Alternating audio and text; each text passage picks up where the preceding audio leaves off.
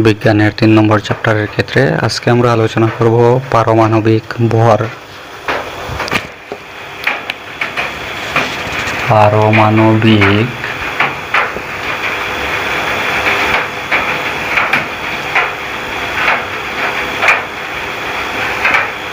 ভর।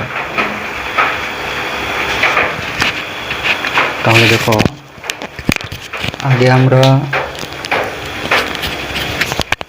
ডেল্টনের পরমাণুবাদ তত্ত্ব সম্পর্কে জেনেছিলাম। তো ডেল্টনের পরমাণুবাদ তত্ত্ব সবচেয়ে তাৎপর্যপূর্ণ যে ধারণা প্রবর্তন করেছিল, সেই ধারণাটি হচ্ছে পারমাণবিক ভর। এই ডেল্টনের মতে প্রত্যেকটি মৌলেরই নির্দিষ্ট পারমাণবিক ভর আছে। প্রত্যেকটি মৌলের ক্ষেত্রে একটি নির্দিষ্ট পারমাণবিক ভর আছে। এই তত্ত্বটি স্থির অনুপাত সূত্রের ব্যাখ্যা এত সুন্দরভাবে দেয় যে বিজ্ঞানীরা পারমাণবিক ভর নির্ণয় করতে উৎসাহী হন। কোন মৌলের পারমাণবিক ভর কত সেটা নির্ণয় করতে তারা উৎসাহী হন। তো মৌলের একটি পারমাণবিক ভর নির্ণয় করা কিন্তু সহজ নয়, দুরূহ ব্যাপার। কারণ আমরা দেখেছি যে এই পরমাণুগুলো আকারে খুবই ছোট, তাহলে যেগুলো খালি চোখে দেখাই যায় না, তাহলে সেগুলোর ভর খুবই কম হবে। সেজন্য একটি মৌলের পরমাণুর ভর নির্ণয় করা অনেক কঠিন ব্যাপার। সুতরাং রাসায়নিক সংযোগের যে সূত্র, সেই রাসায়নিক সংযোগের সূত্রগুলির সাহায্যে এবং মৌলটির দ্বারা উৎপন্ন যৌগগুলো থেকে মৌলের আপেক্ষিক পারমাণবিক ভর নির্ণয় করা হয়।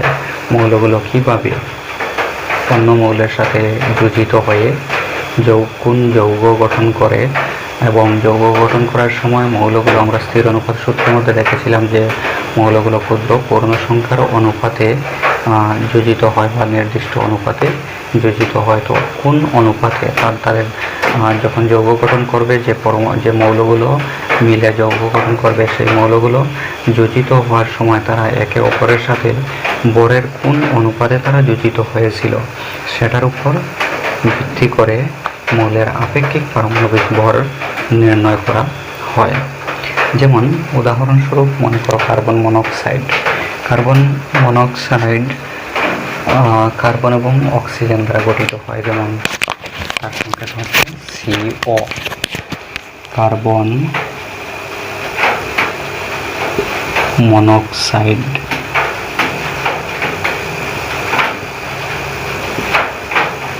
তার সংকেত হচ্ছে CO। এখানে ক্যাপিটাল C ক্যাপিটাল O। গতদিন আমরা কোবাল্টের চিহ্ন পেয়েছিলাম CO capital C small o। আর কার্বন মনোক্সাইড এটি হচ্ছে যৌগ, তো তার সংকেত হচ্ছে ক্যাপিটাল C ক্যাপিটাল O। এটি কোবাল্ট ছিল মৌল, সুতরাং মৌলের যখন চিহ্ন লেখা হয় তখন তার নামের যদি একটি অক্ষর বা দুইটি অক্ষর দিয়ে লেখা হয়, তখন নামের প্রথম অক্ষরটি থাকে ক্যাপিটাল, চিহ্নের মধ্যে যে প্রথম অক্ষর যেটা দেওয়া হয় সেটা ক্যাপিটাল, আর পরেরগুলো স্মল থাকে। সেজন্য কোবাল্ট যেহেতু মৌল, তার সংকেত হচ্ছে ক্যাপিটাল C স্মল o। আর কার্বন মনোক্সাইড এটি হচ্ছে যৌগ, তো যৌগের ক্ষেত্রে ক্যাপিটাল CO। এখন এই কার্বন মনোক্সাইড যে যৌগ গঠিত হয়েছে, সেই যৌগটি কার্বন এবং অক্সিজেন এই দুইটি মৌলের দ্বারা গঠিত হয়েছে। অর্থাৎ কার্বন এবং অক্সিজেন তারা রাসায়নিকভাবে যোজিত হয়েছে এবং কার্বন আর অক্সিজেনের রাসায়নিক সংযোগের ফলে কার্বন মনোক্সাইড যৌগ উৎপন্ন হয়েছে। এই যে কার্বন মনোক্সাইড যৌগ যেটা উৎপন্ন হয়েছে, কার্বন এবং অক্সিজেন যোজিত হয়। তো আমরা যেহেতু স্থির অনুপাত সূত্র মতে জানি যে তারা, বা বর সংরক্ষণ সূত্র মতে জানি যে তারা বরের নির্দিষ্ট অনুপাতে যোজিত হয়, সেজন্য এখানে কার্বন এবং অক্সিজেন, এই কার্বন মনোক্সাইড যৌগ যখন গঠন করবে তখন 3 গ্রাম কার্বন 4 গ্রাম অক্সিজেনের সঙ্গে সম্পূর্ণভাবে যোজিত হবে। কার্বন 3 গ্রাম এবং অক্সিজেন হবে 4 গ্রাম। 3 গ্রাম কার্বন 4 গ্রাম অক্সিজেনের সাথে সম্পূর্ণভাবে যখন যোজিত হবে তখন কার্বন মনোক্সাইড যৌগ গঠিত হবে। তাহলে কার্বন মনোক্সাইড যৌগতে কার্বন এবং অক্সিজেনের ভরের অনুপাত হলো 3:4। প্রশ্ন থাকতে পারে যে কার্বন মনোক্সাইড যৌগে কার্বন এবং অক্সিজেনের ভরের অনুপাত কত? আনসার হবে 3:4। এখন এই যে পারমাণবিক ভর, সেই পারমাণবিক ভরের একক, তো দেখো আগে কি করা হতো, পারমাণবিক ভরের একককে লেখা হতো AMU, তার মানে হচ্ছে atomic mass unit. Atomic mass unit, A for atomic, M for mass এবং U ফর ইউনিট। কিন্তু এই IUPAC সংস্থা মতে এখন কিন্তু পারমাণবিক ভরের একক লেখা হয় ইউ, কেবল ইউ, AMU না লিখে এখন লেখা হয় ইউ। তো ইউ কথার অর্থ হচ্ছে, বা তার সম্পূর্ণ নাম হচ্ছে ইউনিফাইড মাস। ইউনিফাইড মাস, মাস মানে হচ্ছে ভর, আর ইউনিফাইড মানে হলো একত্রিত। তো ইউ মানে হচ্ছে একত্রিত ভর। তো আগে পারমাণবিক ভরের একককে AMU হিসাবে লেখা হতো, এখন আর AMU হিসাবে লেখা হয় না IUPAC মতে। এখন পারমাণবিক ভরের একককে ইউ হিসাবে লেখা হয়, যার অর্থ হচ্ছে ইউনিফাইড মাস বা একক ভর।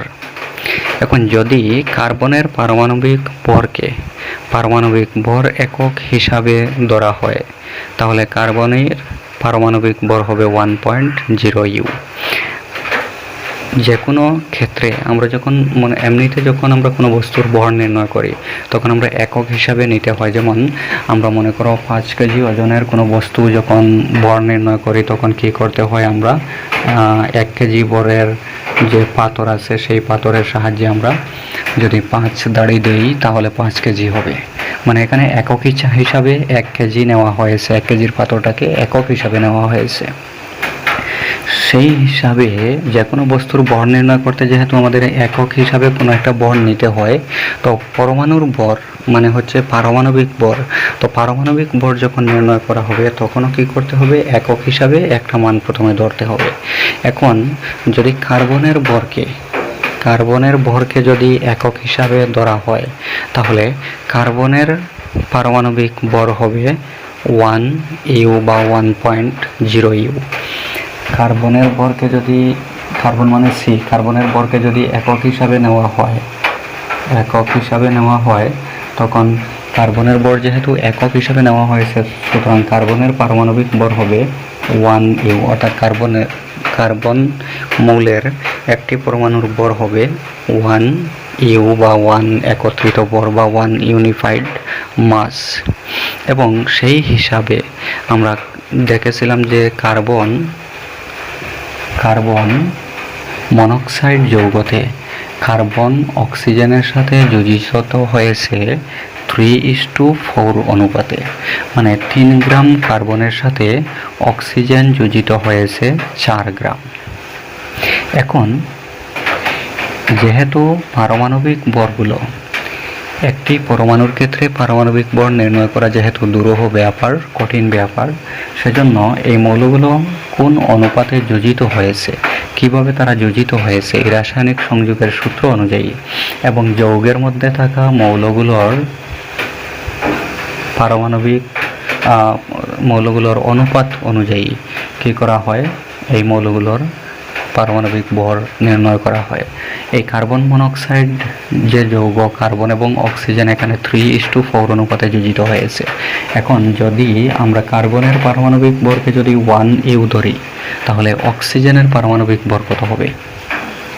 অক্সিজেনের পারমাণবিক ভর হবে, দেখো, 3 গ্রাম কার্বনের সাথে যদি 4 গ্রাম অক্সিজেন যোজিত হয়, তাহলে 1 গ্রাম কার্বনের সাথে কত গ্রাম অক্সিজেন যোজিত হবে? দেখো, 3 গ্রাম কার্বনের সাথে যোজিত হয় 4 গ্রাম অক্সিজেন, তাহলে অতএব 1 গ্রাম কার্বনের সাথে যোজিত হবে কম, সেজন্য হবে 4/3 গ্রাম অক্সিজেন। তাহলে 4/3 মানে কি? 4/3 মানে হচ্ছে 3 দিয়ে 4কে ভাগ করলে আমরা 4/3 এর মান পেয়ে যাব। তো 3 4-এর মধ্যে যাবে 1 বার, 3 একে 3, বিয়োগ করলে থাকবে 1, আর নামানোর নেই, তখন দশমিক দিয়ে আমরা 0 দিতে পারবো। 10-এর মধ্যে যাবে 3 বার, 3 × 3 করলে 9, বিয়োগ করলে আবার 1 থাকবে, দশমিক আছে আবার 0, আবার 3 বার যাবে 9, বিয়োগ করলে 1, দশমিক আছে 0, আবার 3 বার যাবে, মানে 1.3333 এইভাবে আসতে থাকবে। তো সেটাকে যদি আমরা আসন্ন মানে লিখি তাহলে হবে 1.33। তাহলে দেখা গেল যে যদি কার্বনের ভরকে 1 একক হিসাবে নেওয়া হয়, তখন অক্সিজেনের পারমাণবিক ভর হবে 1.33U। যেহেতু এগুলো ক্ষুদ্র পূর্ণ সংখ্যার অনুপাতে যোজিত হয়, তো কার্বন যদি 3 গ্রাম যদি যোজিত হয় 4 গ্রাম অক্সিজেনের সাথে, অথবা 3টি কার্বন পরমাণু যদি 4টি অক্সিজেনের সাথে যোজিত হয়, তাহলে 3টি কার্বন পরমাণুর ভর যদি 3 গ্রাম হয়, একটি পরমাণুর ভর হবে মানে একটি পরমাণুর ভরকে একটি কার্বন পরমাণুর ভরকে যদি আমরা 1U ধরি, তাহলে সেই হিসাবে এই অনুপাত থেকে আমরা দেখলাম যে একটি অক্সিজেন পরমাণুর ভর হবে 1.33। একটি অক্সিজেন পরমাণুর ভর হবে 1.33, আর পারমাণবিক ভরের একক যেহেতু ইউ, তাহলে অক্সিজেনের পারমাণবিক ভর হবে 1.33U। তো এইভাবে পারমাণবিক ভর আপেক্ষিক পারমাণবিক ভর হিসাবে নির্ণয় করা হয়। কিন্তু এখানে দেখো, আমরা কার্বনের ভরকে যখন আমরা একক হিসাবে নিয়েছি, তখন অক্সিজেনের যে পারমাণবিক ভর, সেই অক্সিজেনের পারমাণবিক ভর কিন্তু পূর্ণ সংখ্যা আসেনি। এখানে 1.33 এই সংখ্যাটি পূর্ণ সংখ্যা নয় কিন্তু। সেজন্য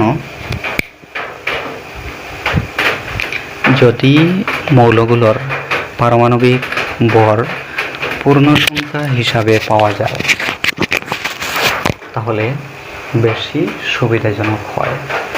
আর কার্বনের ভরকে যদি একক হিসাবে ধরা হয়, তাহলে সেক্ষেত্রে কিন্তু পারমাণবিক ভরগুলো পূর্ণ সংখ্যাতে পাওয়া যায় না। কিন্তু পারমাণবিক ভর যদি পূর্ণ সংখ্যা হয়, তাহলে সুবিধা যেহেতু বেশি হয়, সুতরাং বিজ্ঞানীরা পারমাণবিক ভর এককের যখন খোঁজ করেছিলেন, বা পারমাণবিক ভর যখন খুঁজছিলেন, তখন পারমাণবিক ভর একক ধরতে গিয়ে বিজ্ঞানীরা কী করেছিলেন? প্রকৃতিতে যে অক্সিজেন পাওয়া যায়, সেই অক্সিজেনের ভরের 1/16 একক হিসাবে নিয়েছিলেন। মানে একটি অক্সিজেন পরমাণুর যে ভর, সেই ভরকে 16 একক হিসাবে নিয়েছিলেন। তখন অক্সিজেন পরমাণুর মোট ভরের 1/16কে 1 একক হিসাবে নিয়েছিলেন।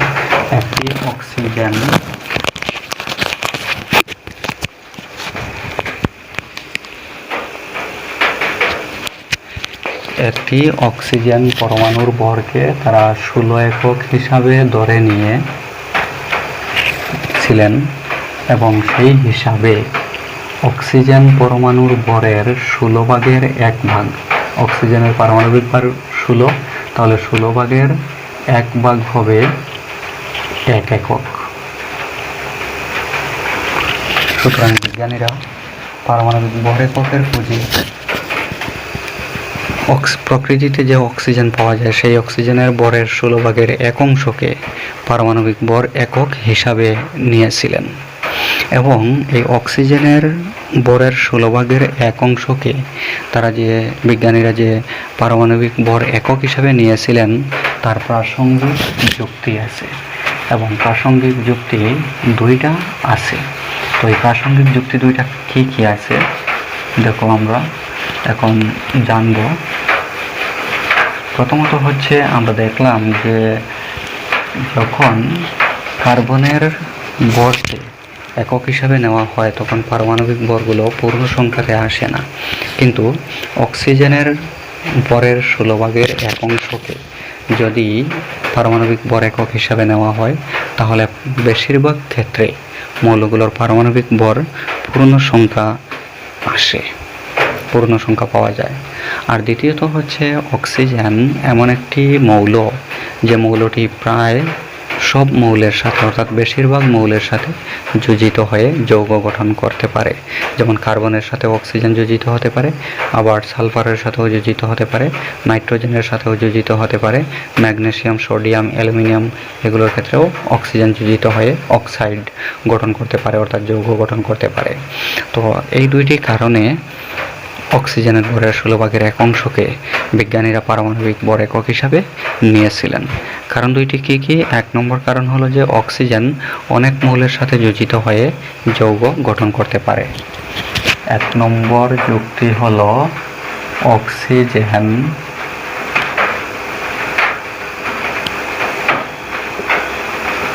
অনেক মৌলের সাথে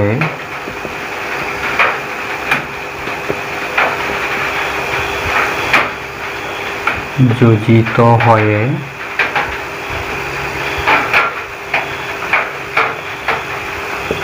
যৌগ গঠন করে।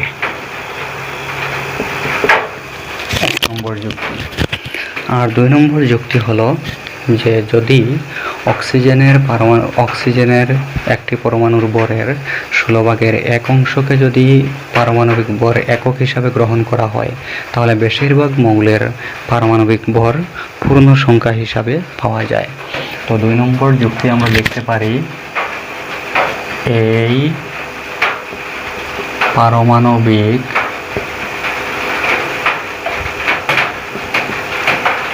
ভর একক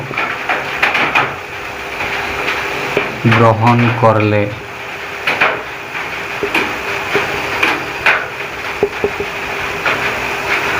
এই পারমাণবিক ভর একক গ্রহণ করলে বেশিরভাগ মৌলের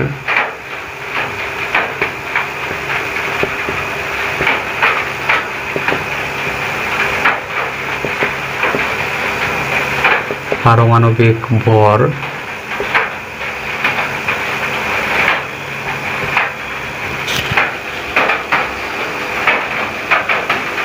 পূর্ণ সংখ্যা হিসাবে পাওয়া যায়।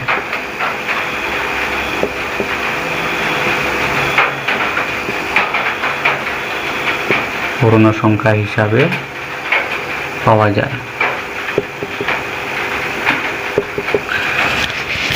তাহলে অক্সিজেন যেহেতু অনেক মৌলের সাথে যোজিত হয়ে যৌগ গঠন করে, আর পারমাণবিক ভর নির্ণয়ের ক্ষেত্রে কী করা হয়? যৌগ থেকে মৌলগুলোর আপেক্ষিক পারমাণবিক ভর নির্ণয় করা হয়। সুতরাং অক্সিজেন যেহেতু অনেক মৌলের সাথে যৌগ গঠন করে, সুতরাং এই যৌগগুলো থেকে যে মৌলগুলো যোজিত হয়েছে সেই মৌলগুলোর আপেক্ষিক পারমাণবিক ভর নির্ণয় করা যাবে। এখন মনে করো যদি কার্বনের ভরকে যদি পারমাণবিক ভর একক হিসাবে নেওয়া হয়, তখন কার্বন যদি সব মৌলের সাথে যোজিত না হয় তাহলে যে মৌলগুলোর সাথে যোজিত হবে সেই মৌলগুলোর পারমাণবিক ভর নির্ণয় করা যাবে, কিন্তু যে মৌলগুলোর সাথে যোজিত হবে না সেই মৌলগুলোর কিন্তু পারমাণবিক ভর নির্ণয় করা যাবে না। অক্সিজেন যেহেতু অনেক মৌলের সাথে যোজিত হতে পারে, সুতরাং অনেক মৌলের পারমাণবিক ভর আমরা নির্ণয় করতে পারবো। আর দ্বিতীয়ত হলো আমরা দেখেছি যে কার্বনের ভরকে যখন একক হিসাবে নেওয়া হয় তখন যেমন অক্সিজেনের ক্ষেত্রে আমরা দেখেছিলাম পারমাণবিক ভর পূর্ণ সংখ্যা আসে না, কিন্তু যদি এই অক্সিজেনের ভরের 16/1 যদি পারমাণবিক ভর একক হিসাবে নেওয়া হয় তাহলে বেশিরভাগ মৌলের পারমাণবিক ভর পূর্ণ সংখ্যা হিসাবে পাওয়া যায়।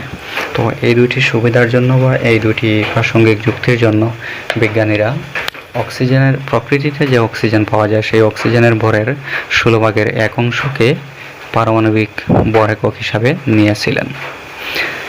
1961 সালে সার্বজনীনভাবে গ্রহণযোগ্য পারমাণবিক ভর এককের জন্য কার্বনের সমস্থানিক C12কে প্রামাণ্য মৌল হিসাবে গ্রহণ করা হয়। বিভিন্ন মৌলের সমস্থানিক আছে। সমস্থানিক মানে হচ্ছে তাদের পারমাণবিক সংখ্যা এক, কিন্তু পারমাণবিক ভর ভিন্ন ভিন্ন। একই মৌলের পরমাণু যেগুলোর পারমাণবিক সংখ্যা এক কিন্তু পারমাণবিক ভর ভিন্ন ভিন্ন, সেগুলোকে বলা হয় সমস্থানিক। তো সেই হিসাবে কার্বনের সমস্থানিক আছে দুইটি, একটি হলো C12 এবং একটি হলো C14। তো 1961 সালে বিজ্ঞানীরা কী করেছিলেন যে পারমাণবিক ভর একক নির্ণয়ের জন্য প্রামাণ্য মৌল হিসাবে, স্ট্যান্ডার্ড মৌল হিসাবে কার্বনের সমস্থানিক কার্বন 12 পরমাণু অর্থাৎ C12কে প্রামাণ্য মৌল হিসাবে গ্রহণ করেছিলেন এবং এই কার্বন 12 পরমাণুর ভরের 12/1 এক পারমাণবিক ভর একক বলা হয়। অর্থাৎ কার্বনের একটি পরমাণুর ভর ধরা হয় 12 একক, কার্বনের একটি পরমাণুর ভর ধরা হয় 12 একক। তাহলে কার্বনের একটি পরমাণুর ভরের 12/1 হবে 1 একক। সুতরাং কার্বন পরমাণুর ভরের 12/1কে 1 একক হিসাবে বা এক পারমাণবিক ভর একক বলা হয়। তাহলে যদি বলা হয় যে এক পারমাণবিক ভর একক বলতে কি বুঝো, তাহলে আমরা লিখতে পারবো যে কার্বন 12 পরমাণুর ভরের 12/1কে এক পারমাণবিক ভর একক বলা হয়। সেজন্য সকল মৌলের আপেক্ষিক পারমাণবিক ভর কার্বন 12 পরমাণুর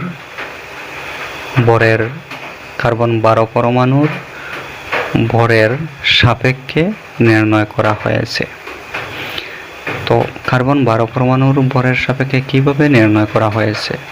মনে করো আমরা একটি সাধারণ উদাহরণ যদি লই, মনে করো একজন ফল বিক্রেতা ফল বিক্রি করছেন। মনে করো তোমাদের বইতে দেওয়া আছে তরমুজ, তো আমি তরমুজই ধরলাম। যে মনে করো একজন ফল বিক্রেতা উনি তরমুজ বিক্রি করছেন, কিন্তু এই তরমুজগুলো যখন তরমুজগুলোর ভর ম্যাপে কেজি হিসাবে বিক্রি করা হয়, এখন এই তরমুজগুলোর ভর নির্ণয় করার জন্য ওনার কাছে কোনো একক ভর নেই, অর্থাৎ কেজি এর পাথর নেই ওনার কাছে। তাহলে এখন উনি কিভাবে এই তরমুজগুলো বিক্রি করবেন, কিভাবে উনি তরমুজের ভর নির্ণয় করবেন? এখন মনে করো উনি যদি একটি তরমুজের ভর একক ব্যবহার করে নির্ণয় করেন, মনে করো একটি তরমুজের ভর যদি পাওয়া যায় 12 কেজি, একটি তরমুজের ভর যদি 12 কেজি হয়, এখন এই একটি তরমুজ যার ভর 12 কেজি, সেই তরমুজটাকে যদি সমান 12 ভাগ করেন, উনি সমান 12 ভাগ যদি করেন, তাহলে সম্পূর্ণ তরমুজের ভর যেহেতু 12 কেজি, এই সম্পূর্ণ তরমুজটাকে অর্থাৎ 12 কেজি ভরের তরমুজকে যখন সমান 12 ভাগ করা হবে, তখন প্রতি টুকরার ভর হবে 1 কেজি, প্রতি টুকরার ভর হবে 1 কেজি। তো এখন উনি যদি তরমুজটি, যে কোনো একটি তরমুজ এইভাবে যদি তিনি ভর নির্ণয় করে কোনো একক ব্যবহার করে উনি একটি তরমুজের ভর যদি নির্ণয় করে পান 12 কেজি, এবং এখন যদি তিনি এই 12 কেজি ভরের তরমুজটাকে সমান 12 ভাগ করেন, তাহলে এক টুকরা হবে 1 কেজি। তখন ওনার কাছে যদি এই প্রামাণ্য একক যদি না থাকেও, কেজির পাথর যদি নাও থাকে, তাহলে উনি কি করতে পারবেন? এই তরমুজের এক টুকরাকে 1 কেজির হিসাবে ধরে উনি বাকি তরমুজগুলো ভর নির্ণয় করতে পারবেন। তো এইভাবে কার্বন পরমাণুর ভরকে ধরা হয়েছে 12 একক এখন কার্বন পরমাণুর ভরের 12/1 হবে 1 একক। সুতরাং প্রত্যেকটি মৌলের আপেক্ষিক পারমাণবিক ভর কার্বন 12 পরমাণুর ভরের 12/1 তুলনায় নির্ণয় করা হবে, 12/1 সাপেক্ষে নির্ণয় করা হবে। অর্থাৎ যেমন মনে করো অক্সিজেনের ভর যদি 16 U হয়, তাহলে এর অর্থ কি? এর অর্থ হলো যে একটি অক্সিজেন পরমাণুর ভর হলো 16 একক। মানে একটি অক্সিজেন পরমাণুর আপেক্ষিক ভর হলো কার্বন 12 পরমাণুর ভরের 12/1 তুলনায় 16 গুণ। মানে অক্সিজেনের একটি পরমাণু হবে কার্বন 12 পরমাণুর ভরের 12/1 তুলনায় 16 গুণ ভারী।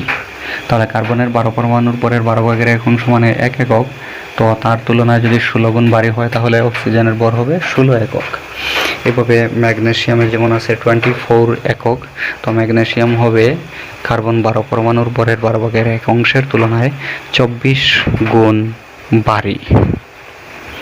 তো এইভাবে কার্বন 12 পরমাণুর ভরের 12/1 তুলনায় বাকি মৌলগুলোর আপেক্ষিক পারমাণবিক ভর নির্ণয় করা হয়। তো কোনো মৌলের যেহেতু একটি মাত্র মৌলের পারমাণবিক ভর নির্ণয় করা কঠিন, সেজন্য সেগুলোর আপেক্ষিক পারমাণবিক ভর বা গড় আপেক্ষিক পারমাণবিক ভর হিসাবে নির্ণয় করা হয়। এখন তোমাদের বইয়ের পেজ নাম্বার 35-এ একটি তালিকা দেওয়া আছে, তালিকা নাম্বার 3.2। এই তালিকাতে কতগুলো মৌলের পারমাণবিক ভর দেওয়া আছে। তো এই তালিকা থেকে পারমাণবিক ভরগুলো শিখে নিতে হবে। কিন্তু এই তালিকাতে কিছু ভুল আছে, সেগুলো আমি সংশোধন করে দিচ্ছি। দেখো, তালিকার মধ্যে আছে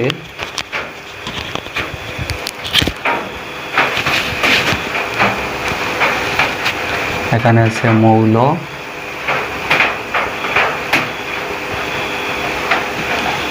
আর এখানে আছে পারমাণবিক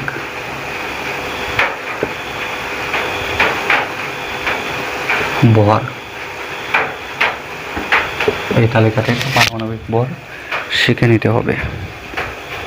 তো প্রথম দেওয়া আছে হাইড্রোজেন।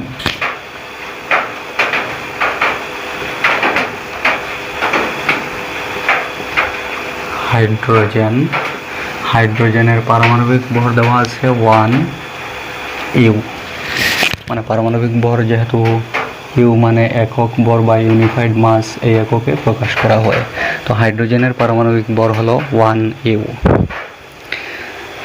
এখানে মনে রাখবে, মানে এই যে অনেকটা মৌলের ক্ষেত্রে এখানে যে পারমাণবিক ভরগুলো দেওয়া আছে, সেই পারমাণবিক ভরগুলো কিন্তু অ্যাকুরেট সব মৌলের ক্ষেত্রে নয়। যেমন এই হাইড্রোজেনের পারমাণবিক ভর হচ্ছে অ্যাকচুয়ালি 1.008। তো সেটা যেহেতু 1 হচ্ছে একটি পূর্ণ সংখ্যা, 1-এর খুব কাছাকাছি যেহেতু, সেজন্য সেটাকে 1 হিসাবেই ধরা হয়। তো এইভাবে অনেক ক্ষেত্রে যদিও মানে অনেকগুলো মৌলের ক্ষেত্রে পারমাণবিক ভর পূর্ণ সংখ্যা নয়, কিন্তু আমাদের হিসাবের সুবিধার্থে আমরা এখানে এই পারমাণবিক ভরগুলো তার পূর্ণ সংখ্যার মানের কাছাকাছি মান হিসাবে ধরা হয়েছে। তো হাইড্রোজেনের পারমাণবিক ভর হলো 1U। তারপর আছে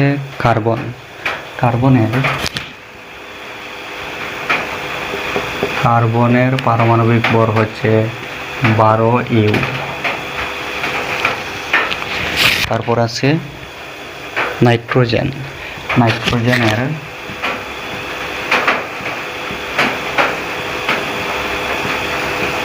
পারমাণবিক ভর হলো 14U। তারপর আছে অক্সিজেন।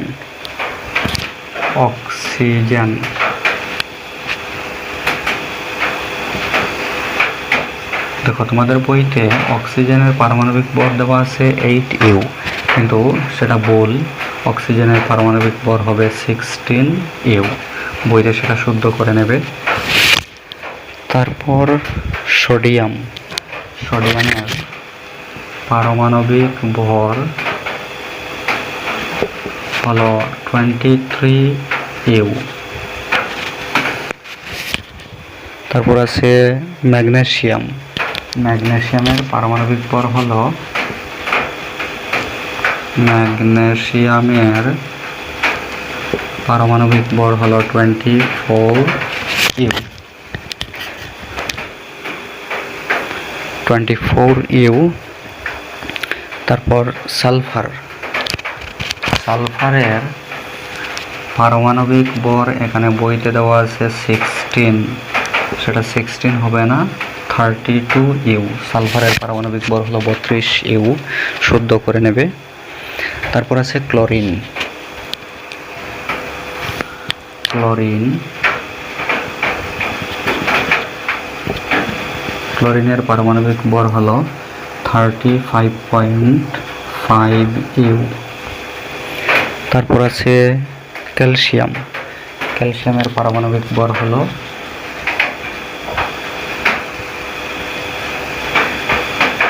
40U। তো বই থেকে তোমরা তালিকাটি শুদ্ধ করে নেবে। এখানে অক্সিজেনের পারমাণবিক ভর ভুল দেওয়া আছে, 8U দেওয়া আছে, সেটা হবে 16U। আর সালফারের পারমাণবিক ভর দেওয়া আছে 16U, সেটা হবে 32U। শুদ্ধ করবে এবং এইগুলোর পারমাণবিক ভর তোমরা শিখে নেবে।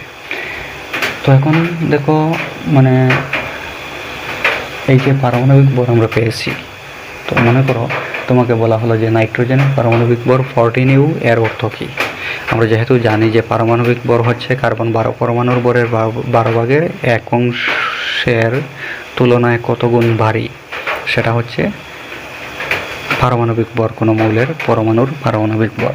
তাহলে নাইট্রোজেনের পারমাণবিক ভর 14U, এর অর্থ কী? এর অর্থ হলো নাইট্রোজেনের একটি পরমাণুর ভর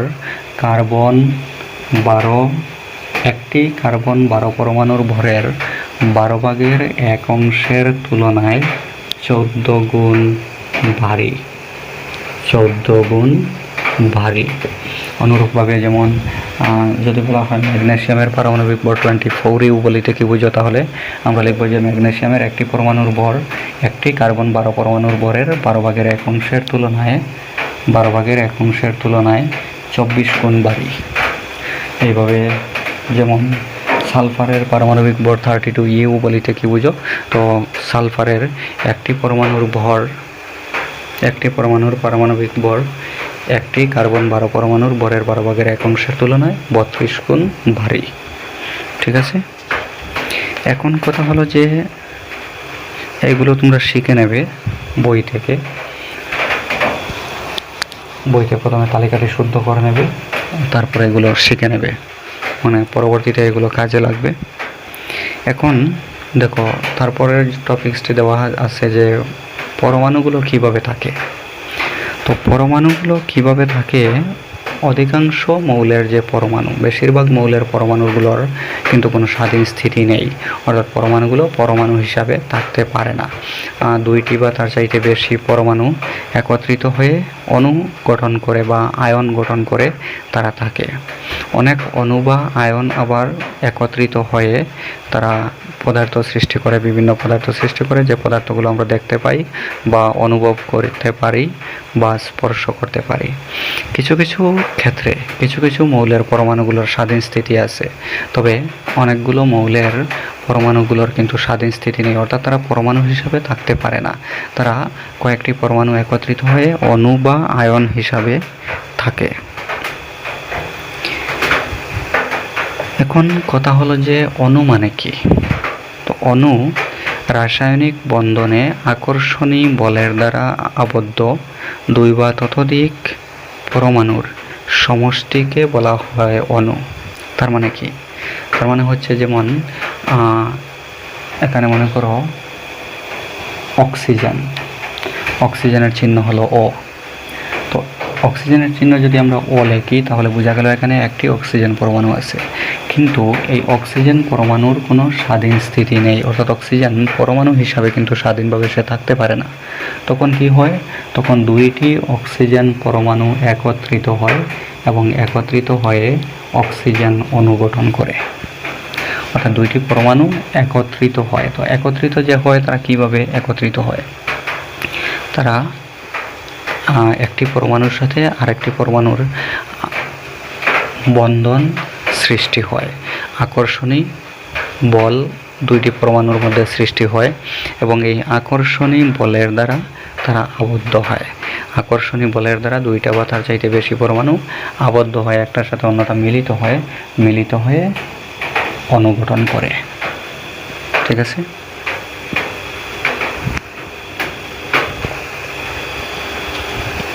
তাহলে আমরা এই যে O2 বলতে পারি একটি অণু, কারণ সেখানে দুইটি পরমাণু একত্রিত হয়েছে, দুইটি পরমাণু রাসায়নিক বন্ধনে আবদ্ধ হয়েছে আকর্ষণী বলের দ্বারা, এবং এখানে দুইটি পরমাণুর সমষ্টি আছে O2-তে, সেই সমষ্টিটাকে বলা হবে অণু। বা অণুর সংজ্ঞা আমরা এইভাবে দিতে পারি যে অণু হচ্ছে কোনো মৌল বা যৌগের ক্ষুদ্রতম কণা যার স্বাধীন স্থিতি আছে এবং যেটি ওই দ্রব্যের সমস্ত গুণ বা ধর্ম প্রদর্শন করে। তার মানে এখানে এই যে দুইটি অক্সিজেন পরমাণু একত্রিত হয়ে যে অক্সিজেন অণু গঠন করেছে, এই অক্সিজেন অণুর স্বাধীন স্থিতি আছে। অণুগুলোর স্বাধীন স্থিতি আছে, অর্থাৎ তারা স্বাধীনভাবে থাকতে পারে। স্বাধীন স্থিতি আছে, তারা স্বাধীনভাবে থাকতে পারে। এবং যে কোনো একটি পদার্থের ক্ষুদ্রতম যে কণা, সেই কণাটি হচ্ছে অণু। যে কোনো মৌল অথবা যৌগের, মৌল হোক বা যৌগ হোক, যে কোনো মৌল বা যৌগের ক্ষুদ্রতম যে কণা, সেই কণাটি হচ্ছে অণু। মানে দ্বিতীয়ত আমরা বলতে পারি অণুর বৈশিষ্ট্য, সেটি হলো মৌল বা যৌগের ক্ষুদ্রতম কণা। মৌল বা যৌগের ক্ষুদ্রতম কণা।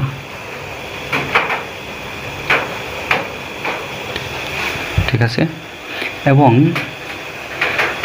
এই অণুগুলো তারা সব সময়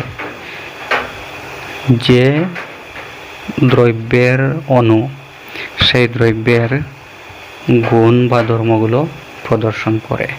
অণুগুলো দ্রব্যের গুণ বা ধর্ম প্রদর্শন করে।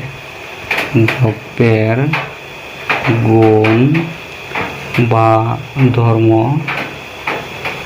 দেখায়, প্রদর্শন করে মানে দেখায়। ঠিক আছে? তাহলে অণুর বৈশিষ্ট্য আমরা দেখলাম যে অণুগুলোর সাধারণ স্থিতি আছে, তারপর মৌল বা যৌগের ক্ষুদ্রতম কণা হচ্ছে অণু, আর এগুলো দ্রব্যের গুণ বা ধর্ম প্রদর্শন করে।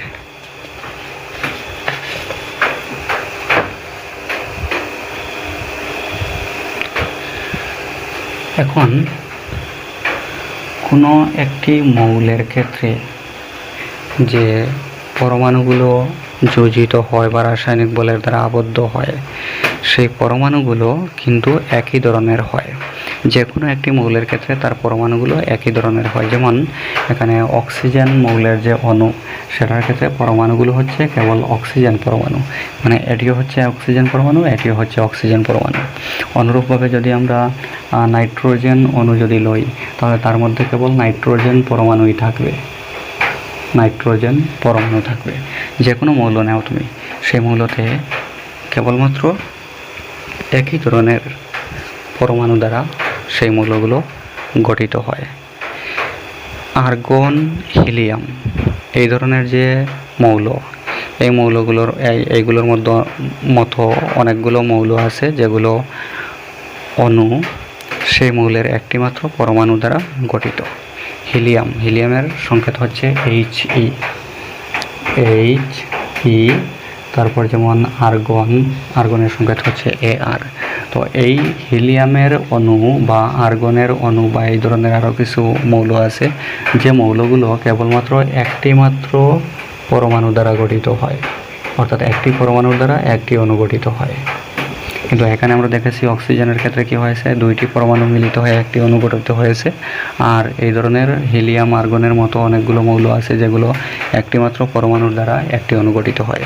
মানে এই ক্ষেত্রে সেগুলোর স্বাধীন স্থিতি আছে, পরমাণু হিসাবে তারা থাকতে পারে, একটি পরমাণুতে একটি মৌল গঠন করে।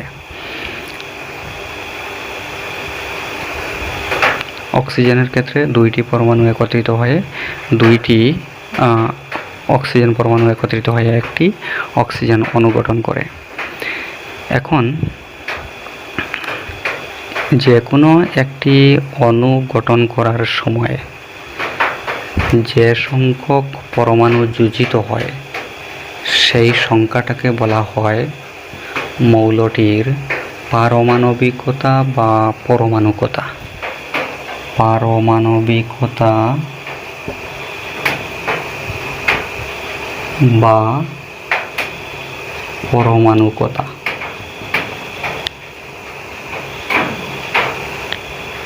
যে সংখ্যক পরমাণু যোজিত হয়ে একটি অণু গঠিত হয় সেই পরমাণুর সংখ্যাকে বলা হয় পারমাণবিকতা বা পরমাণুকতা। তাহলে এখানে দেখো হিলিয়াম, আর্গন এগুলোর মতো যে মৌলগুলো একটি মাত্র পরমাণুর দ্বারা একটি অণু গঠিত হয়, এইগুলোর ক্ষেত্রে একটি অণুতে একটি মাত্র পরমাণু আছে, সুতরাং এদের পারমাণবিকতা বা পরমাণুকতা হলো 1। অক্সিজেনের ক্ষেত্রে একটি অক্সিজেন অণু গঠন হতে 2টি অক্সিজেন পরমাণু যোজিত হয়েছে, তাহলে একটি অক্সিজেন অণুর ক্ষেত্রে অক্সিজেন পরমাণুর সংখ্যা হলো 2, সুতরাং তার অক্সিজেন অণুর পারমাণবিকতা বা পরমাণুকতা হবে 2। তাহলে যেহেতু অক্সিজেনের একটি অণু অক্সিজেনের 2টি পরমাণুর দ্বারা গঠিত হয়, সুতরাং অক্সিজেনকে বলা হয় দ্বিপারমাণবিক অণু। দ্বিপারমাণবিক অণু। অক্সিজেনের একটি অণু যেহেতু অক্সিজেনের 2টি পরমাণু যোজিত হয়ে গঠিত হয়, সেজন্য অক্সিজেনকে বলা হয় দ্বিপারমাণবিক অণু। তো আমরা দেখলাম যে 2টা অক্সিজেন পরমাণু যদি যোজিত হয় তাহলে একটি অক্সিজেন অণু গঠন হয়। এখন যদি 3টি অক্সিজেন পরমাণু যদি মিলিত হয়, তাহলে 3টি অক্সিজেন পরমাণু মিলিত হলে যে অণু গঠন হবে সেই অণুটির সংকেত হলো O3 এবং তার নাম হলো ওজন। এই অণুটির নাম হবে ওজন, সেটি আর অক্সিজেন বলা হবে না, কারণ অক্সিজেন হচ্ছে 2টি অক্সিজেন পরমাণুর দ্বারা গঠিত, আর এখানে যেহেতু 3টি অক্সিজেন পরমাণু যোজিত হয়ে অণু গঠন করেছে, সুতরাং সেটি হবে ওজন। আবার কিছু কিছু ক্ষেত্রে যখন অণু গঠিত হয়, অণু গঠনের সময় কিছু কিছু ক্ষেত্রে দেখা যায় অনেক সংখ্যক পরমাণু একত্রে মিলিত হয়েও যৌগ গঠন করতে পারে। ঠিক আছে, তো এখানে তোমাদের বইতে পেজ নাম্বার 36-এ একটি তালিকা দেওয়া আছে, তালিকা 3.3। এই তালিকাতে কয়েকটি মৌলের পারমাণবিকতা বা পরমাণুকতা দেওয়া আছে।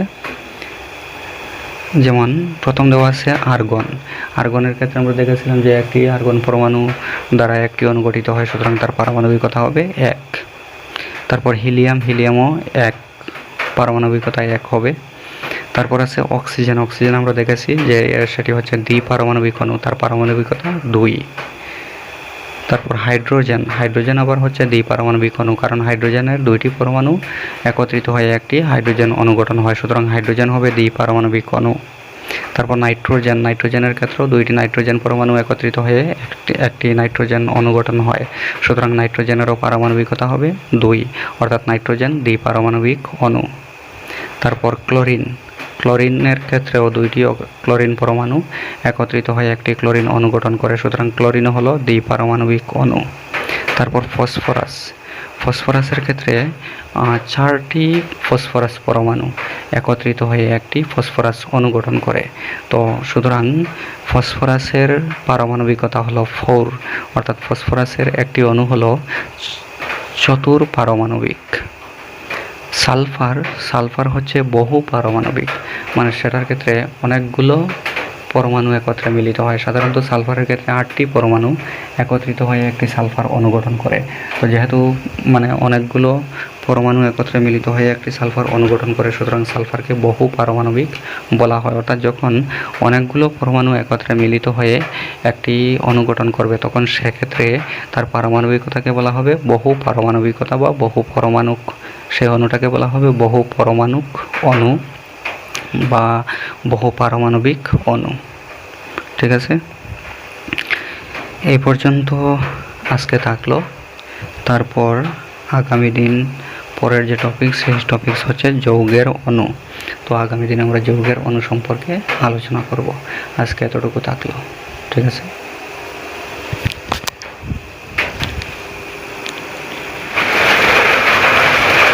আজকে আমরা অনুশীলনী 13.4 আরম্ভ করব। তো 13.4-এ বলা হয়েছে বিশেষভাবে বলা না হলে পাই ইকুয়াল টু 22/7 ধরবে। মানে পাইয়ের মান অন্য কিছু যদি দেওয়া না থাকে তাহলে আমরা 22/7 ধরব। এখন 1 নম্বর প্রশ্ন হলো নিম্ন প্রদত্ত ব্যাসার্ধযুক্ত গোলকগুলোর পৃষ্ঠকালি নির্ণয় করো। নিচে কয়েকটি গোলকের ব্যাসার্ধ দেওয়া আছে, আমরা পৃষ্ঠকালি নির্ণয় করব। তো 1 নম্বর প্রশ্নতে 10.5 সেন্টিমিটার দেওয়া আছে, মানে 10.5 সেন্টিমিটার হলো কোনো গোলকের ব্যাসার্ধ। তাহলে ওই গোলকের পৃষ্ঠকালি কত হবে সেটা আমরা নির্ণয় করব। 1 নম্বর প্রশ্ন।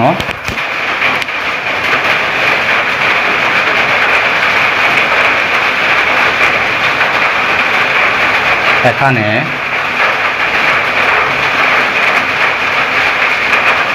ব্যাসার্ধ দেওয়া আছে। তো ব্যাসার্ধকে আমরা সাধারণত আর দিয়ে প্রকাশ করি। তো আর ইকুয়াল টু হলো 10.5 সেন্টিমিটার। এখানে আর ইকুয়াল টু 10.5 সেন্টিমিটার। এখন দেখো গোলকের ব্যাসার্ধ দেওয়া আছে, আমরা পৃষ্ঠকালি নির্ণয় করব। তো আমরা গোলকের পৃষ্ঠকালির সূত্র জানি 4πr²। তাহলে আমরা জানি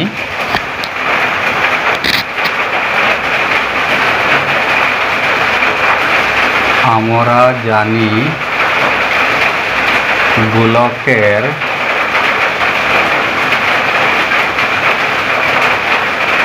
পৃষ্ঠকালি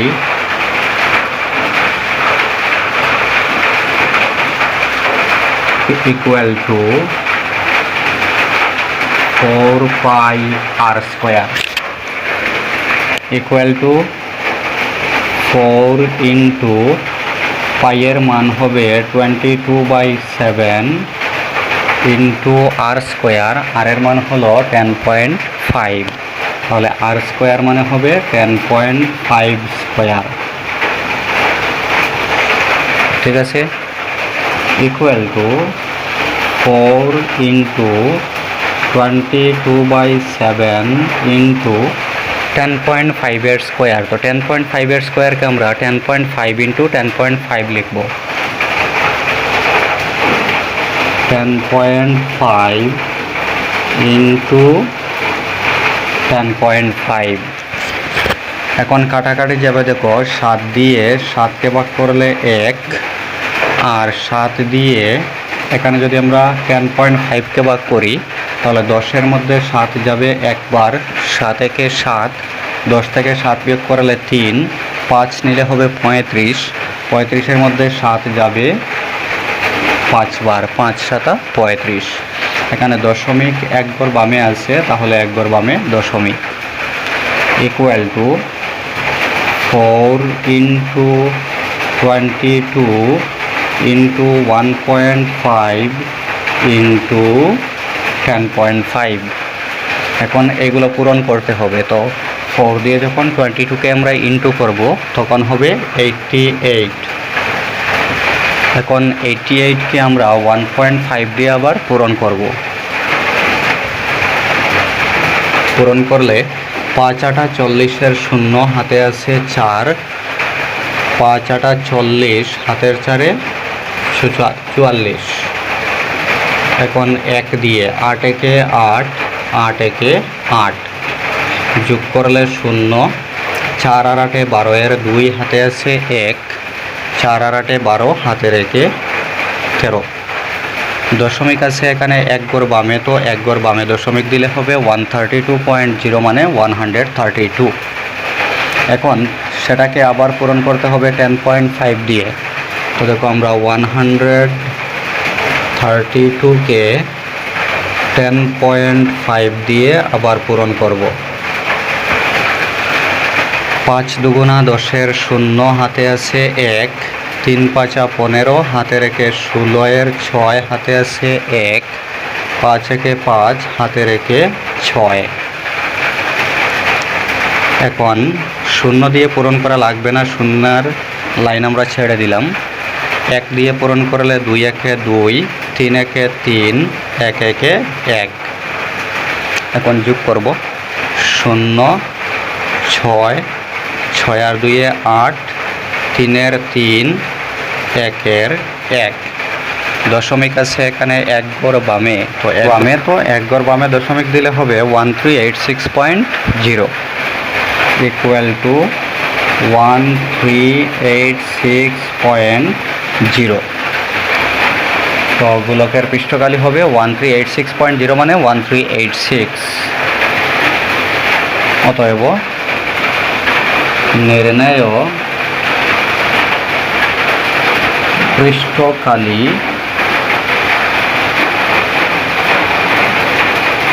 ইকুয়াল টু 1386, একক হবে সেন্টিমিটার স্কোয়ার, কারণ ব্যাসার্ধ ছিল সেন্টিমিটারে, তাহলে পৃষ্ঠকালির একক হবে সেন্টিমিটার স্কোয়ার। আনসার।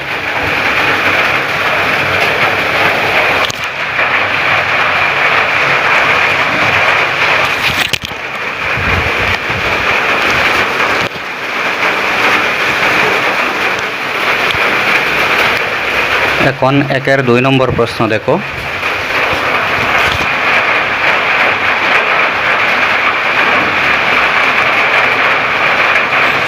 একের 2 নম্বর প্রশ্নতে দেওয়া আছে 5.6 সেন্টিমিটার, মানে গোলকের ব্যাসার্ধ 5.6 সেন্টিমিটার দেওয়া আছে। তো আমরা গোলকের পৃষ্ঠকালি নির্ণয় করব, তাহলে ব্যাসার্ধকে আমরা আর দিয়ে বোঝাই, তার মানে আর ইকুয়াল টু হলো 5.6 সেন্টিমিটার। এখানে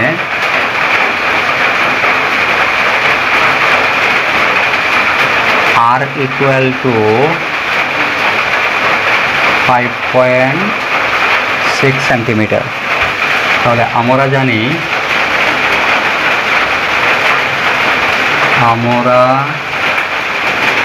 জানি গোলকের পৃষ্ঠকালি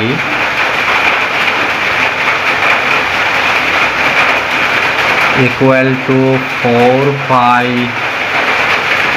আর স্কোয়ার, ইকুয়াল টু 4 ইন্টু পাইয়ের মান হলো 22/7 ইন্টু আর স্কোয়ার, আর এর মান হলো এখানে 5.6, তাহলে আর স্কোয়ার মানে হবে 5.6 square, 5.6 square equal to 4 into 22/7 into 5.6 এর স্কোয়ারকে আমরা লিখতে পারি 5.6 ইন্টু 5.6।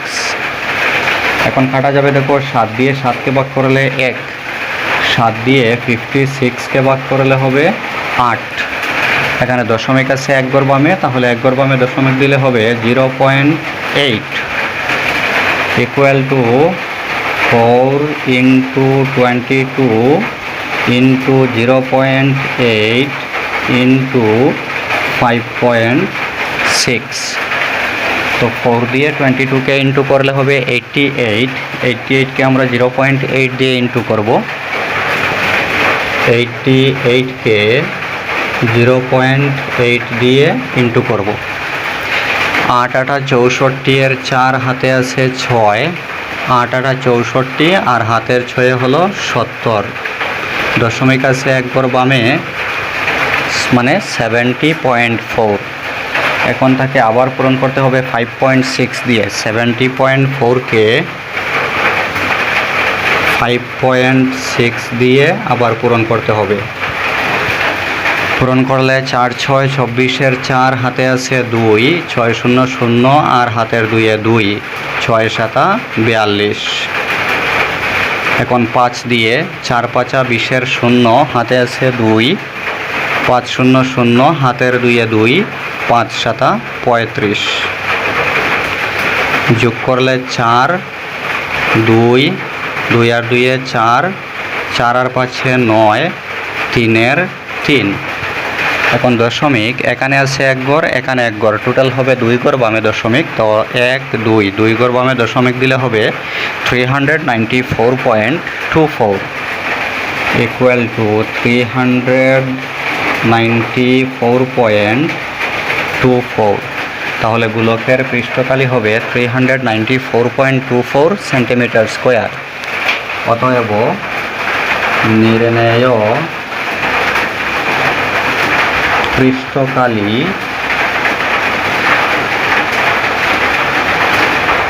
ইকুয়াল টু 394.24 একক হলো সেন্টিমিটার স্কোয়ার।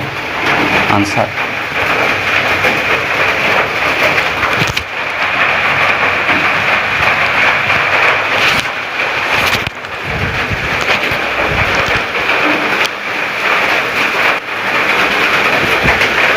তারপর একের 3 নম্বরে দেওয়া আছে 14 সেন্টিমিটার, মানে গোলকের ব্যাসার্ধ হলো 14 সেন্টিমিটার, অর্থাৎ আর ইকুয়াল টু হলো 14 সেন্টিমিটার। আমরা গোলকের পৃষ্ঠকালি নির্ণয় করব।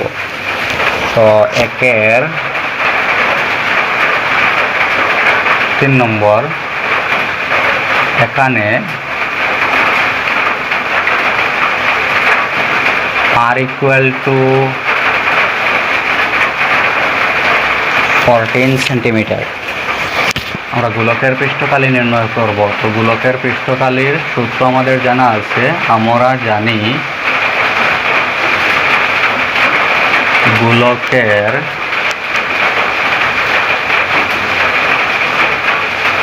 পৃষ্ঠকালি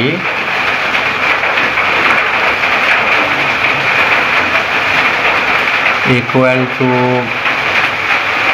4 pi r square, equal two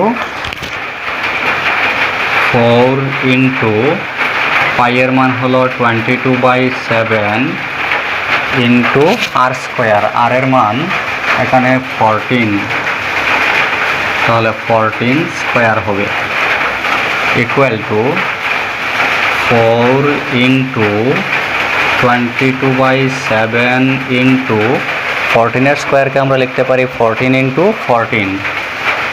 14 into 14। তাহলে এখন এখানে কাটাকাটি যাবে, 7 দিয়ে 7কে ভাগ করলে 1, 7 দিয়ে 14কে ভাগ করলে 2, equal to 4 into 22 into 2 into 14। এখন আমরা পূরণ করব। দেখো 4 দিয়ে 22কে ইন্টু করলে হবে 88কে পূরণ করব 2 দিয়ে, পূরণ করলে 8 দুগুণা 16 এর 6 হাতে আছে 1, 8 দুগুণা 16 হাতে রেখে 17, 176। সেটাকে আবার পূরণ করতে হবে 14 দিয়ে। 176কে 14 দিয়ে ইন্টু করলে 4 6 24 এর 4 হাতে আছে 2, 4 7 28 হাতের 2 30 এর 0 হাতে আছে 3, 4 1 4 হাতের 3 এর 7। এখন 1 দিয়ে 6 1 6, 7 1 7, 1 1 1 যোগ করলে 4 6, 7 আর সাথে 14 এর 4 হাতে আছে 1 আর 1 2, 2464।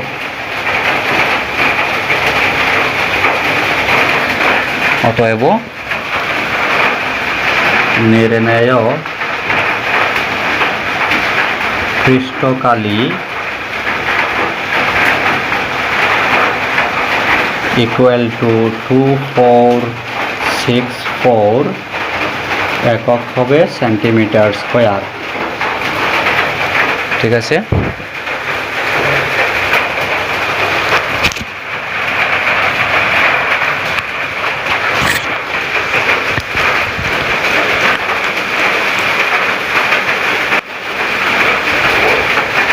এখন 2 নম্বর প্রশ্ন দেখো। 2 নম্বর প্রশ্নতে বলা হয়েছে নিম্ন প্রদত্ত ব্যাস বিশিষ্ট গোলকগুলোর পৃষ্ঠকালি নির্ণয় করো, মানে নিচে যে মানগুলো দেওয়া আছে সেই মানগুলো হলো গোলকের ব্যাস। তো আমরা গোলকের পৃষ্ঠকালি নির্ণয় করব। তো যেহেতু আমরা গোলকের পৃষ্ঠকালি জানি 4πr², আর মানে ব্যাসার্ধ, সুতরাং ব্যাস দেওয়া আছে, প্রথমে আমরা ব্যাসার্ধ নির্ণয় করব, মানে ব্যাসের অর্ধেক হলো ব্যাসার্ধ। তো ব্যাস যা দেওয়া আছে তার অর্ধেক করলে আমরা ব্যাসার্ধ পেয়ে যাব, আর ব্যাসার্ধ পাওয়ার পর আমরা গোলকের পৃষ্ঠকালি নির্ণয় করতে পারবো। তো 2-এর 1 নম্বর প্রশ্নতে ব্যাস দেওয়া আছে 14 সেন্টিমিটার, তাহলে ব্যাসার্ধ হবে 7 সেন্টিমিটার। 2-এর 1 নম্বর।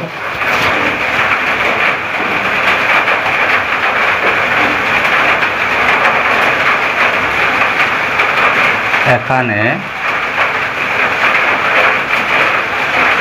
ব্যাসকে আমরা ডি দিয়ে প্রকাশ করি, তো ডি ইকুয়াল টু হলো 14 সেন্টিমিটার।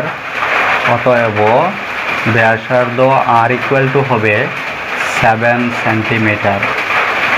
এখন আমরা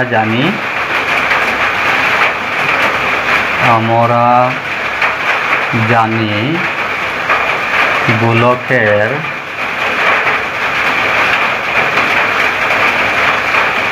পৃষ্ঠকালি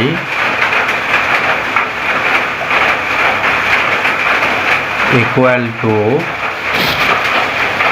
4πr² ইকুয়াল টু 4 ইন্টু পাইয়ের মান হলো 22/7 ইন্টু r², আর এর মান হলো 7, তাহলে 7² হবে, ইকুয়াল টু 4 ইন্টু 22/7 ইন্টু 7-এর স্কোয়ার করলে 7 ইন্টু 7।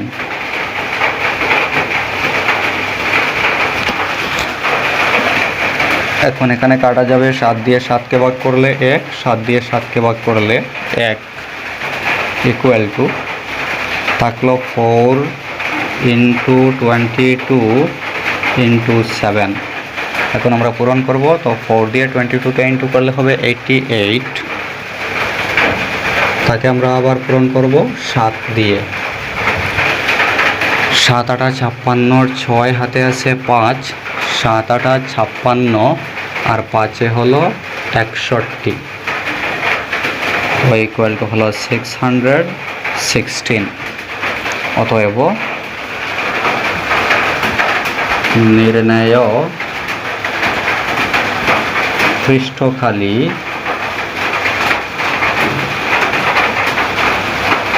ইকুয়াল টু 616, একক হবে সেন্টিমিটার স্কোয়ার। আনসার।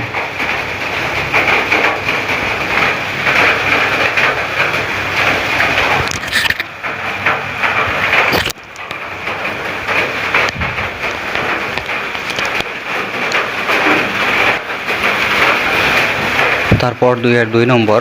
তো 2-এর 2 নম্বরে দেওয়া আছে 21 সেন্টিমিটার, মানে ব্যাস হলো 21 সেন্টিমিটার, অর্থাৎ ডি ইকুয়াল টু 21 সেন্টিমিটার। 2-এর 2 নম্বর। এখানে ডি ইকুয়াল টু 21 সেন্টিমিটার, অতএব ব্যাসার্ধ আর ইকুয়াল টু হবে ব্যাসের অর্ধেক, মানে 21 সেন্টিমিটারের অর্ধেক। তো অর্ধেক আমরা পেয়ে যাব 2 দিয়ে ভাগ করলে, 21/2 সেন্টিমিটার। এখন দেখো 21কে 2 দিয়ে ভাগ করতে হবে, তো এখানে ভাগ করার প্রয়োজন নেই, কারণ পরে যখন আমরা ফর্মুলা লিখব সেই ফর্মুলার সাথে ফর্মুলা লেখার পর মানগুলো যখন আমরা স্থাপন করব তখন সেখানে কাটাকাটি যেতে পারে। যদি কাটাকাটি না যায় তাহলে তখন আমরা পূরণ করব, ঠিক আছে? এখানে পূরণ করার প্রয়োজন নেই। তোমরা আর এর মান পেয়েছি 21/2। এখন গোলকের পৃষ্ঠকালির সূত্র আমরা জানি।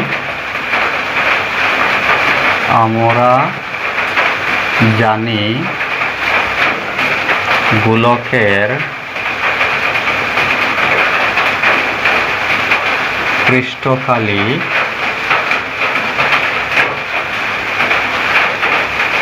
Equal to 4πr² equal to 4 into পাইয়ের মান হলো 22/7 ইন্টু আর স্কোয়ার, আর এর মান হলো 21/2, তাহলে 21/2 এর স্কোয়ার হবে 21/2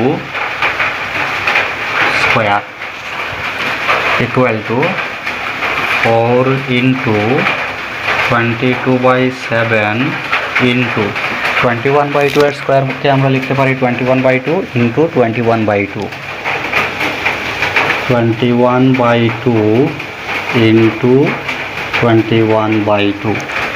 এখন দেখো কাটাকাটি যাবে, 2কে 2 দিয়ে ভাগ করলে 1, 2 দিয়ে 4কে ভাগ করলে হবে 2, আবার 2কে 2 দিয়ে ভাগ করলে 1, 2কে 2 দিয়ে ভাগ করলে 1।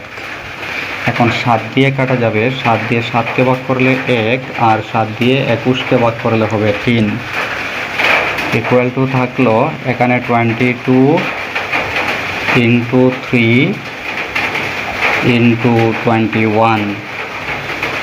তো এগুলো পূরণ করতে হবে। প্রথমে আমরা 22কে 3 দিয়ে যখন ইন্টু করব তখন 66 হবে, 66। এখন 66কে আবার 21 দিয়ে ইন্টু করব, 21 দিয়ে ইন্টু করলে 6 একে 6, 6 একে 6, 6 দুগুণা 12 এর 2 হাতে আছে 1, 6 দুগুণা 12 হাতের একে 13, যোগ করলে 6, 6 আর 2 এ 8, 3, 1, 1386। তাহলে গোলকের পৃষ্ঠকালি হবে 1386 সেন্টিমিটার স্কোয়ার। অতএব নির্ণেয় পৃষ্ঠকালি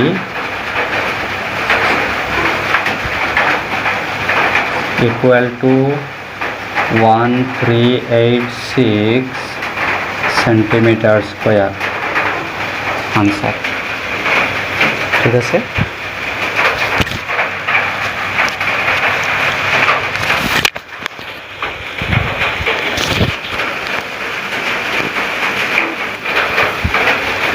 এখন 2-3 নম্বর। তো 2-3 নম্বরে দেওয়া আছে 3.5 মিটার, মানে ব্যাস দেওয়া আছে 3.5 মিটার। 2-3 নম্বর, এখানে ব্যাস মানে হলো D, D equal to 3.5 metre, 3.5 metre.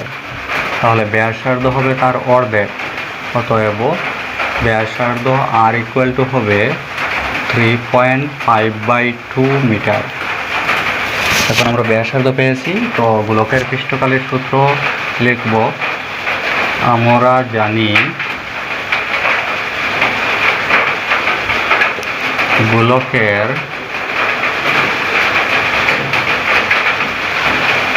পৃষ্ঠকালি equal to 4πr², equal to 4 into pi এর মান 22/7 ইন্টু r², আর এর মান হলো 3.5/2।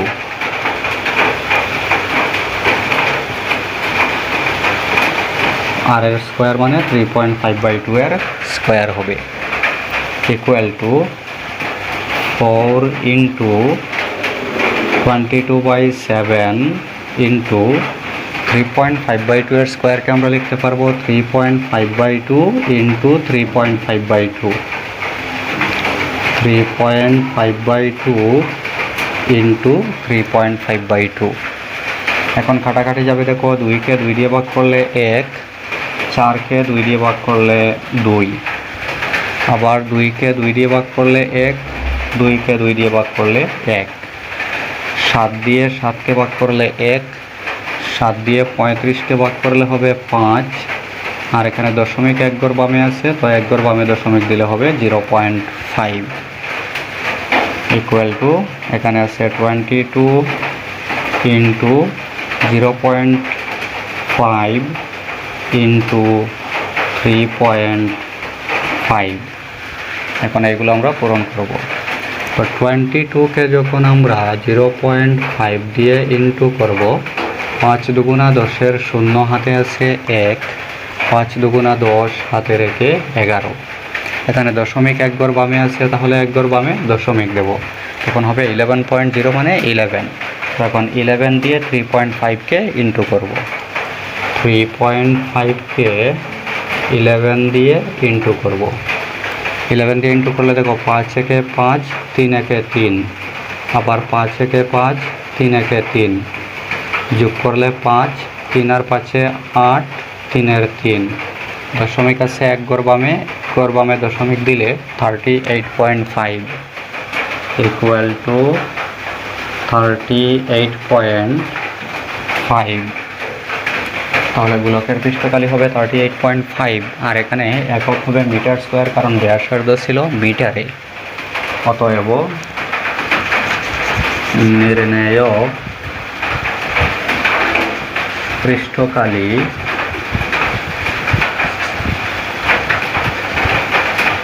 Equal to 38.5 metre square. Answer.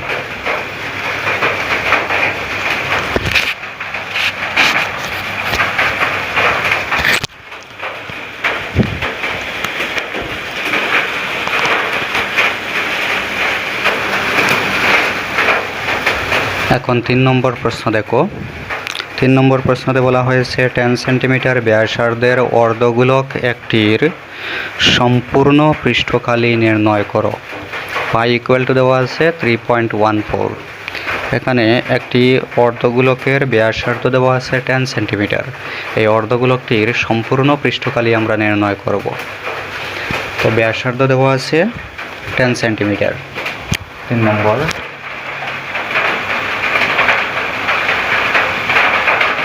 এখানে ব্যাসার্ধ মানে হলো আর ইকুয়াল টু 10 সেন্টিমিটার। আমরা নির্ণয় এই যে 10 সেন্টিমিটার এটি হচ্ছে অর্ধগোলকের ব্যাসার্ধ। তো আমরা অর্ধগোলকটির সম্পূর্ণ পৃষ্ঠকালি নির্ণয় করব।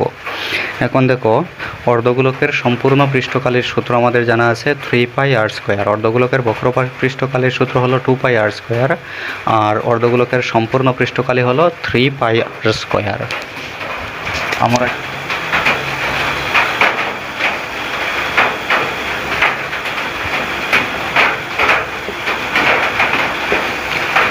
অর্ধগোলকের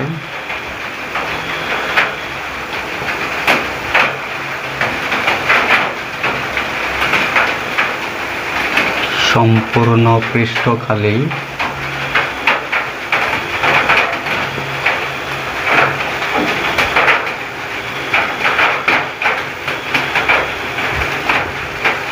equal to 3πr² equal to 3 into পাইয়ের মান যেহেতু দেওয়া ছিল 3.14, তাহলে আমরা 3.14 ধরবো পাইয়ের মান। 3.14 ইন্টু r², আর এর মান হলো 10² ইকুয়াল টু 3 ইন্টু 3.14 ইন্টু 10² মানে 10 ইন্টু 10 ইকুয়াল টু, এখন দেখো এখানে 10 ইন্টু 10 করলে হবে 100, আর 100 দিয়ে যদি আমরা 3.14কে ইন্টু করি তাহলে 3.14 এর ক্ষেত্রে 2 ঘর বামে দশমিক আছে, যখন আমরা 100 দিয়ে ইন্টু করব তখন দশমিক উঠে যাবে, হবে 314।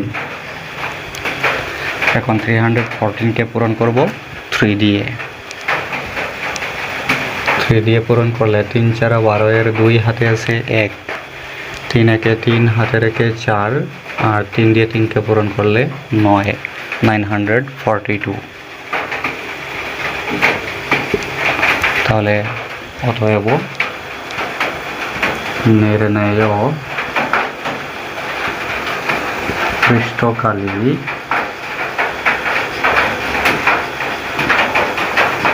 Equal to 942। আর ব্যাসার্ধ যেহেতু সেন্টিমিটারে ছিল তাহলে পৃষ্ঠকালির একক হবে সেন্টিমিটার স্কোয়ার। আনসার।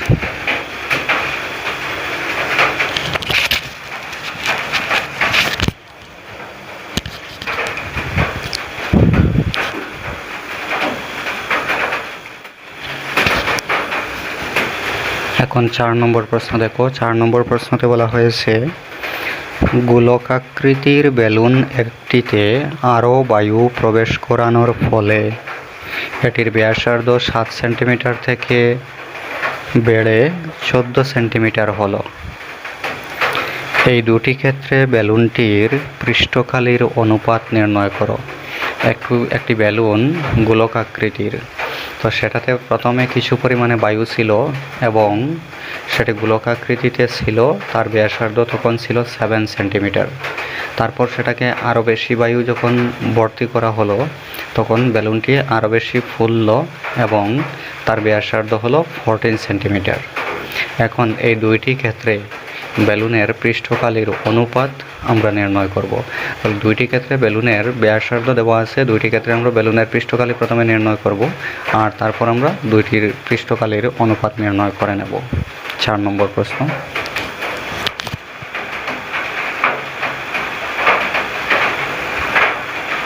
এখানে প্রথম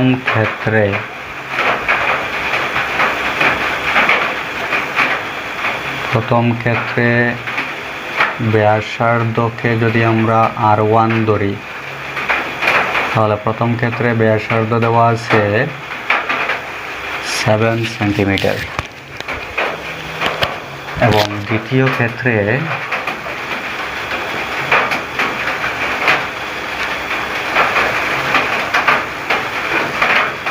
ব্যাসার্ধকে যদি আমরা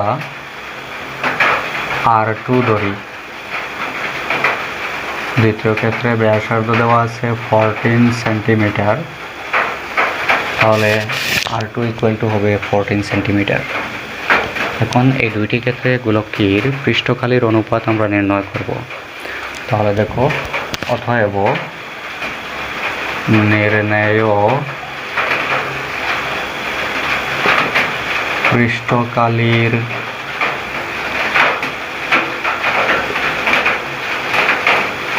অনুপাত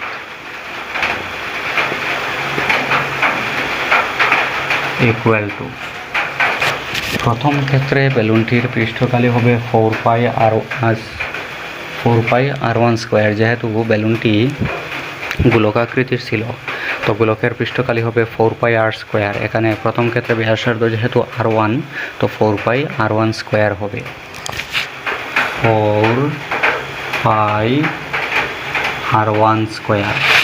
এবং দ্বিতীয় ক্ষেত্রে ব্যাসার্ধ আমরা ধরেছি R2, তাহলে দ্বিতীয় ক্ষেত্রে পৃষ্ঠকালি হবে 4πr2 স্কোয়ার। দ্বিতীয় ক্ষেত্রে হবে 4πr2 স্কোয়ার। আর দুইটির অনুপাত, এটি হচ্ছে অনুপাতের চিহ্ন,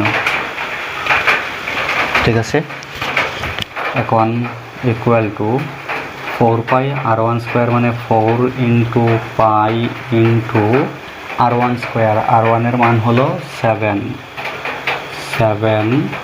স্কোয়ার ইস টু, এখানে 4πr2 স্কোয়ার আছে, সেটাকে আমরা লিখতে পারবো 4 into pi into R2 square. R2 এর মান হলো 14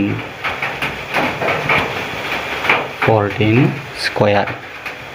এখন অনুপাত মানে ভগ্নাংশ, সুতরাং প্রথমটি হচ্ছে ভগ্নাংশের উপরের সংখ্যা আর পরেরটি হচ্ছে ভগ্নাংশের নিচের সংখ্যা। তাহলে এখানে দেখো, উপরে নিচে কাটাকাটি যাবে, এখানে 4 আছে, এখানে 4 আছে, কাটা যাবে, এখানে পাই কাটা যাবে ইকুয়াল টু, এখন এখানে থাকলো 7 স্কোয়ার। 7 স্কোয়ার মানে হচ্ছে 7 ইন্টু 7 অনুপাত, এখানে আছে 14 স্কোয়ার। 14 স্কোয়ার মানে 14 ইন্টু 14। এখন আবার কাটা যাবে, 7 দিয়ে 7কে ভাগ করলে 1, 7 দিয়ে 14কে ভাগ করলে 2, 7 দিয়ে 7কে ভাগ করলে 1, 7 দিয়ে 14কে ভাগ করলে 2 ইকুয়াল টু এখানে 1 ইন্টু 1 মানে 1 অনুপাত 2 ইন্টু 2 মানে 4। তাহলে দুইটির বেলুনটির পৃষ্ঠকালির অনুপাত হলো 1:4। অতএব নির্ণেয়